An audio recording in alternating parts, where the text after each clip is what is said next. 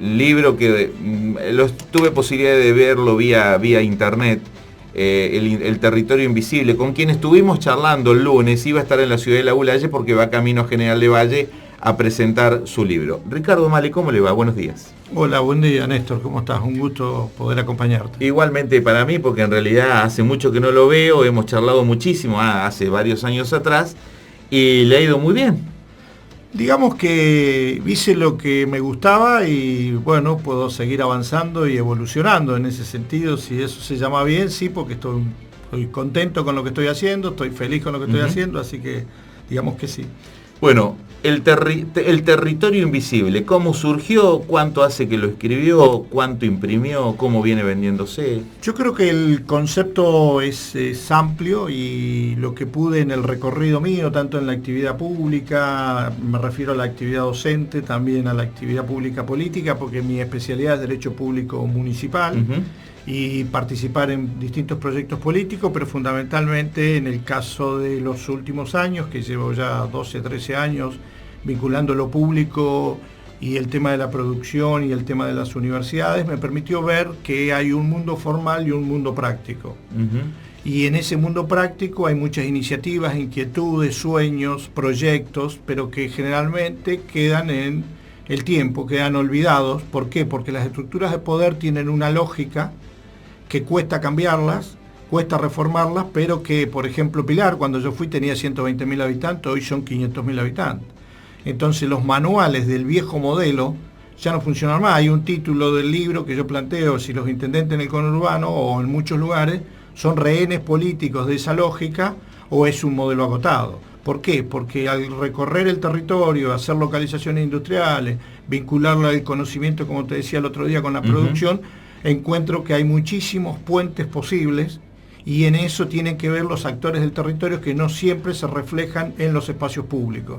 Y esos actores, cuando uno genera esos puentes, agrega valor. Y creo que todos estos territorios lo que se trata es de agregar valor. Así que lo que quise es contar en el recorrido los casos concretos exitosos con esta mecánica y con esta lógica, porque es posible hacerlo. Entonces dije, lo quiero documentar, lo quiero llevar a que se haga visible y a compartirlo, y esto de compartirlo se trata de también un proceso de divulgación. Pero bueno, yo había escrito 2 libros institucionales, pero es la primera vez que escribo un libro propio, y también me encontré con la lógica de las editoriales, que no es tan sencilla, así que me inscribí como editor. Digamos que estoy haciéndolo todo, sí, para seguirlo de un modo personal, porque lo que me interesa es la vuelta de esto. Esto es como la docencia. Yo digo, hay un proceso de aprendizaje donde alguien dice algo y el otro devuelve, y en eso se genera el proceso de aprendizaje. A ver, la editorial te hace llegar masivamente, pero usted no se encuentra con la vuelta. Exacto, o tenés que tener mucho dinero para hacer un marketing desde arriba para abajo, y la idea mía es exactamente al revés. Seguro. Y lo que busco es, justamente por eso hice una página, que quiero ir dando testimonio de cada uno de los capítulos escritos en este libro, a partir de fotografías, de vivencias, de videos, y eso hace que el vínculo continúe y se siga enriqueciendo, y ahí está el punto de aprendizaje. Cualquier editorial le hubiera dicho, Rosales, ¿para qué vas a hacer el lanzamiento en Rosales? Pero resulta que usted solo estuvo por fuera de cualquier editorial en la Feria del Libro. Fue un toque al alma. Primero en Rosales, la Feria del Libro es la cantidad de stand y de libros que hay. Con el marketing, aquellas inquietudes individuales se desdibujan y se convierten en invisibles. Sí. Pero en el caso, por ejemplo, de Rosales, nada, vengo de presentarlo en la 10ª cumbre de alcaldes en Bolivia, por lo tanto, Rosales, Bolivia, la realidad es que los territorios invisibles están en todos lados. Están en Rosales, están en La Bulalle, están en Pilar, o están en cualquier ciudad europea. Las realidades son diferentes. Y yo, si no, y vos me vas a decir, ¿cómo ciudad europea? Y si no, preguntarle a las ciudades qué hacen hoy con los inmigrantes que vienen. Era invisible, y apareció, pero no era invisible porque vienen de afuera. También esas poblaciones invisibles, recordá hace unos años en Francia, cuando los descendientes de musulmanes, a pesar de ser franceses, se resistían porque no tenían un lugar en los espacios de participación pública. Entonces me parece que este tema está instalado en todos lados, porque las estructuras de poder funcionan en todos lados parecidos, pero no cubren todas las necesidades de la gente, y a medida que evoluciona la globalización, la gente empieza a tener más comunicación, y ahí voy a Rosales de nuevo. 70 personas hubo en Rosales, la comunicación fue fantástica, pero... Y 70 experiencias distintas. Exacto, pero por otro lado, más de 150 personas se comunicaron que alguna vez vivieron en Rosales, tuvieron un familiar o recordaron una vida. Entonces, esa gente invisible se apareció visible contándome inquietudes. Entonces ahí tiene una riqueza extraordinaria. Que van a estar volcada encima en un segundo libro.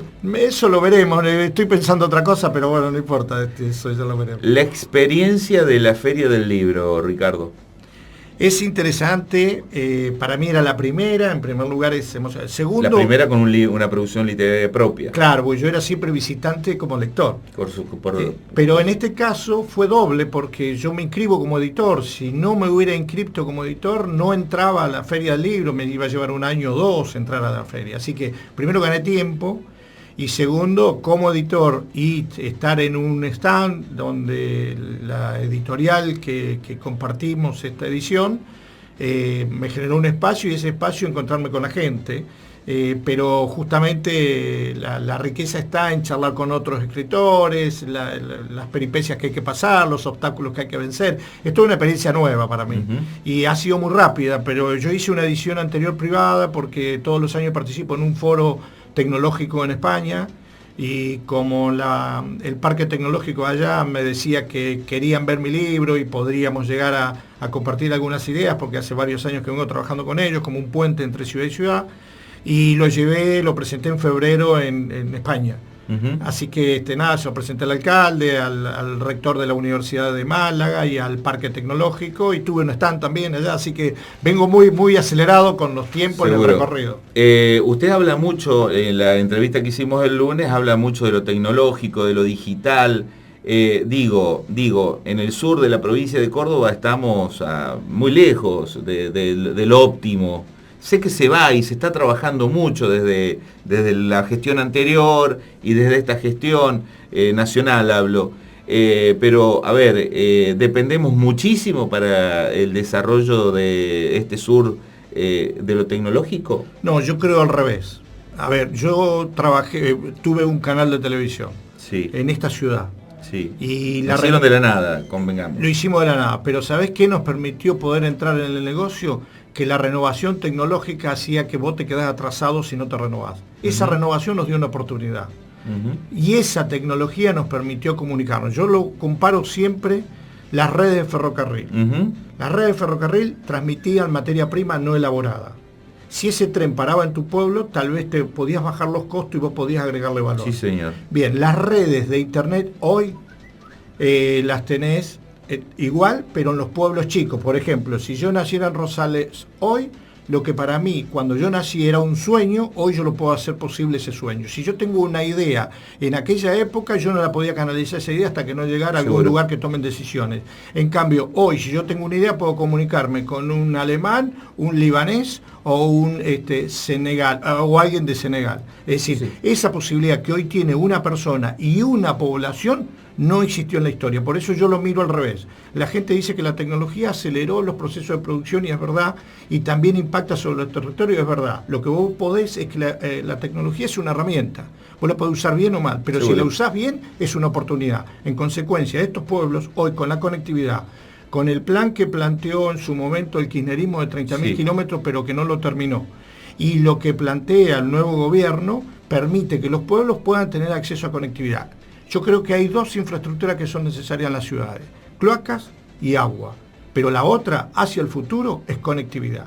Si eso lo tenés, estos pueblos pueden surgir mucho mejor que las oportunidades que tenían antes, y ya no dependés tampoco tanto de los gobiernos que tengan un amigo que te decidan una obra. Eso va a seguir por los mismos canales. Lo que sí creo que hoy la producción y el conocimiento desde la Boulaye puede convertirse en global, si vos querés y encontrás un producto adecuado para venderlo. Te puedo contar miles de casos que lo vi desde Pilar. Y si esas empresas hubieran estado con esas herramientas en la Boulaye, podrían ser mundiales. Y no es una locura, es lo que yo planteo en el libro. Lo global, la contracara de lo global, es lo local. Correcto. Y los tiempos del siglo pasado, las ciudades, el siglo pasado las naciones eran los protagonistas. Hoy son las ciudades, no lo digo yo, lo dicen referentes internacionales, que las ciudades hoy son el nuevo fenómeno de este siglo, del siglo XXI. ¿Usted hace asesoramientos No. Si se lo piden. No, si me lo piden en función de lo que estoy haciendo, colaboro, guío, pero no estoy. Yo estoy aportando mucho a una ONG. Es más, un 10% del costo del libro va a esa ONG.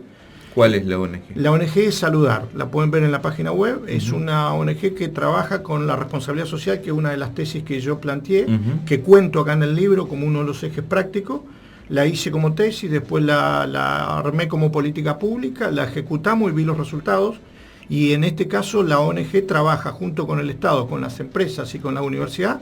Y hoy un territorio de 40.000 personas, tenemos un modelo de sala de salud ejemplar, sin que el Estado ponga recursos, está todo gestionado desde afuera, más allá de lo que hace el Estado. Y esto se muestra que hay otros modos de gestión que pueden llevarle soluciones a la gente que no están explotados. Yo digo, ese territorio antes de la ONG era invisible, hoy es visible. Es más, tenemos tecnología puesta que en pocos meses más podemos subir una historia clínica a la nube. Eso es imposible pensarlo hoy en el estado de salud del Estado. Tenemos 22 centros de salud, el único centro de salud que sobresale. ¿Por qué? Porque ensayamos un modelo de gestión participado, es decir, vos no competís con el otro actor. Tenemos la misma mirada y la misma visión, entonces ahí puede el privado, el público, la ONG y la universidad trabajar juntos. Lo demostramos y lo cuento en el libro como un caso exitoso. Interesante, muy interesante. Quien nos esté escuchando va a decir sí, pero después cuando salimos a la calle nos encontramos con la realidad, que la realidad te marca que no tenemos insumos, que no tenemos esto, que tenemos altas tarifas de energía eléctrica, de gas y demás, ¿no es cierto? Sí, y yo en esta cuestión macro ya te dije recién que cómo funciona dentro de un margen. Lo que sí creo es que esa realidad cada vez se amplía más. La pregunta es, ¿qué hacemos? ¿Seguimos esperando que esa lógica vaya a contemplar? Yo digo, es en vano.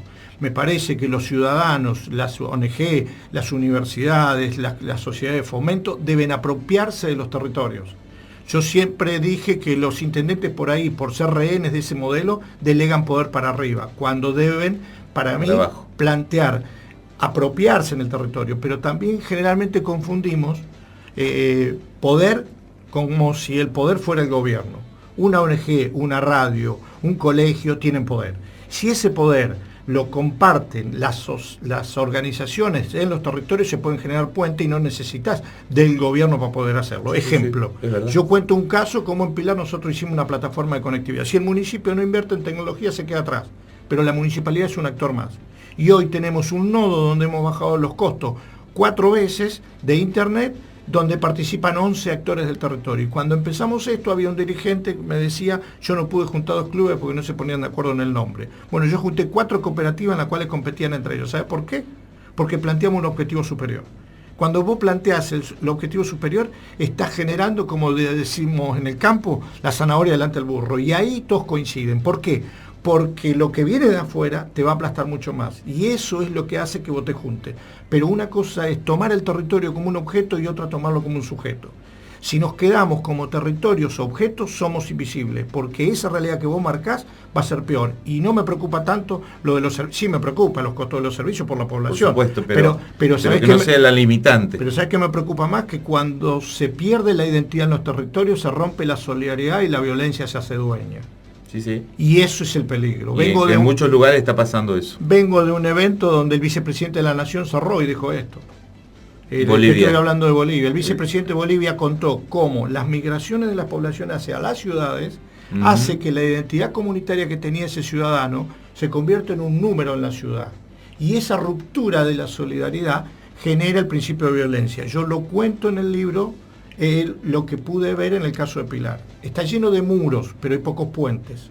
Y los muros no solo son edificios, sino la actitud que tenemos con el otro. La indiferencia. Entonces lo que planteo es justamente un cambio de paradigma. Digo, ante lo global, lo local puede, sí. ¿Hay oportunidades? Sí. ¿Están dentro de la estructura de poder? No, la lógica es la misma. Hay que jugar afuera. Y ahí hay muchísimas oportunidades que cuando uno genera esos puentes, esos territorios se hacen visibles. Muy interesante. Este es el núcleo, es el origen de este libro que usted está presentando, en cierto modo, El territorio invisible. Sí. Yo lo que decidí es que vi que las universidades te dicen qué hacer, pero no te dicen cómo. Sí, sí, es verdad. Entonces lo que planteé es contar casos prácticos, concretos, de cómo uno va pasando los obstáculos, que es más lento, más a largo plazo, pero va pasando los obstáculos y va venciendo esa frontera. Y ahí uno descubre que la frontera más complicada, el muro más difícil, es la ausencia de confianza. Da gusto charlar. Los otros días, la entrevista que hicimos el día lunes causó una sensación muy agradable en el oyente, porque nos estamos encontrando con otra forma de ver las cosas, ¿no es cierto? Y fundamentalmente también lo público, que siempre parece que lo público es de poco interés para el común del ciudadano, el vecino. ¿Podemos contar, no sé si le pregunto, por qué motivo esa foto que creo que está en internet con su papá en las vías del ferrocarril, allí en la estación? ¿Lo podemos contar? Sí, claro. No, porque de última, si va a ser un proyecto futuro, lo dejamos de lado, Ricardo. No. Porque una foto suya con su papá en las vías del ferrocarril en Rosales, que los trenes pasan nada más. Justamente hablando de redes, como el eje del libro en el último capítulo y la propuesta final del libro tiene que ver con las redes tecnológicas de hoy, que es lo que hablábamos recién, yo digo que las redes anteriores eran las vías de ferrocarril. Uh-huh. Y el viejo era un emprendedor. Y yo nací con las realidades de ese pueblo. Y estudié, incluso me recibí abogado viviendo en el pueblo. Uh-huh. Por lo tanto, de chico cuento cómo yo soñaba y cuál es la realidad que tenía en el territorio. No teníamos agua, no teníamos luz, cuento cómo veíamos la televisión y cómo podíamos ver cine. Digo, un niño que estaba ahí con inquietud y tenía sueño, pero vi a mi padre cómo en su emprendimiento él quería agregar valor. Agregar valor significa generar empleo. Y nosotros generábamos los bebederos y tanques australianos rurales para el campo.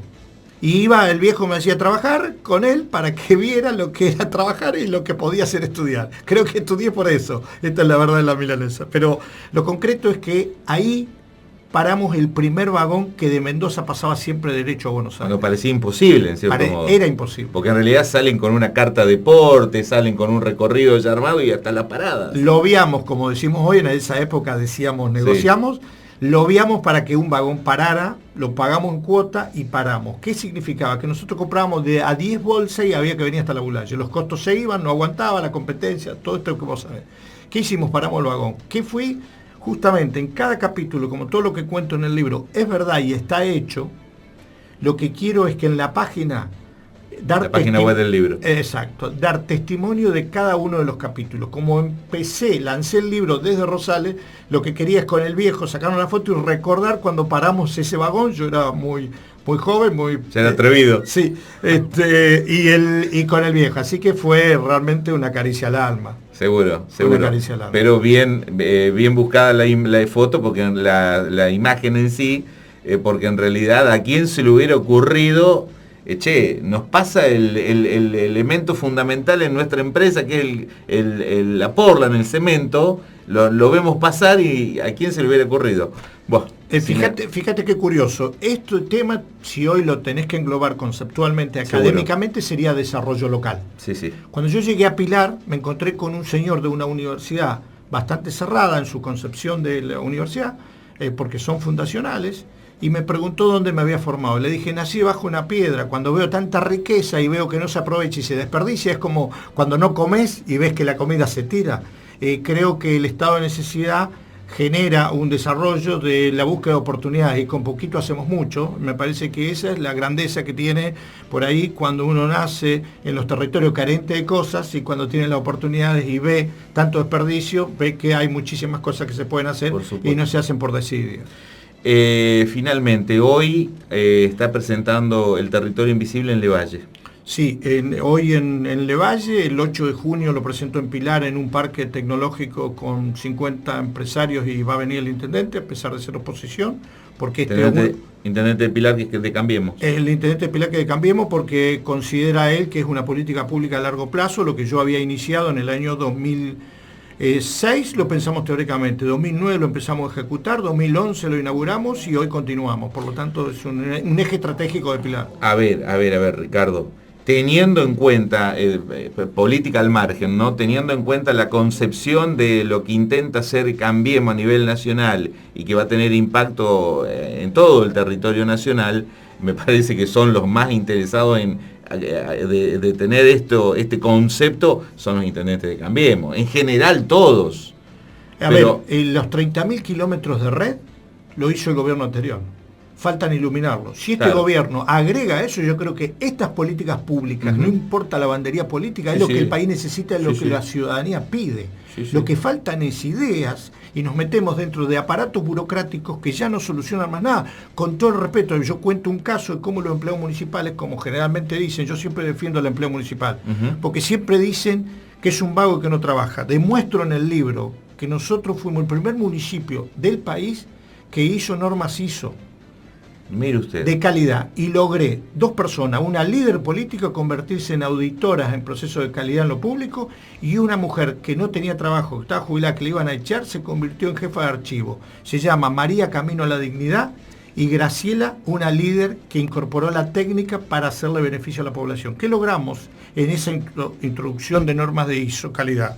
Logramos que 16 empleos públicos que antes tenían encima una empresa privada, que era absolutamente corrupta porque entregaba la licencia de conducir en la vereda de enfrente donde estaba la oficina pública. Ah, mira vos. Llegamos al gobierno, rompimos el contrato, las 16 personas incorporamos calidad, logramos triplicar los ingresos, sacar la licencia en 40 minutos y corrupción cero.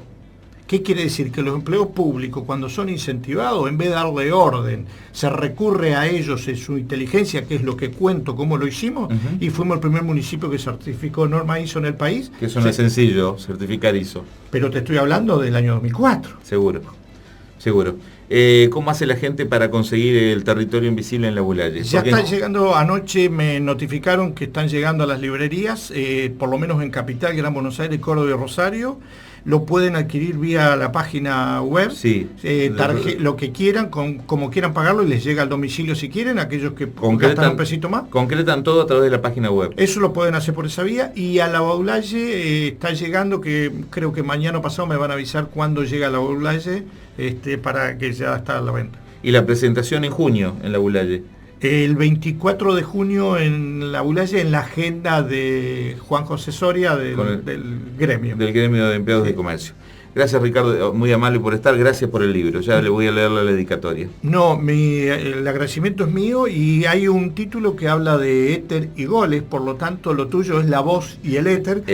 Así que vos estás haciendo visible, con una herramienta invisible estás haciendo tu voz visible en los territorios, así que te felicito y a todo tu equipo. Que precisamente tenemos una promoción que habla del éter, precisamente. Lo tenemos muy en claro lo del éter. Cuando veas el título, te invito a que lo leas, que es uno de los que más me gusta.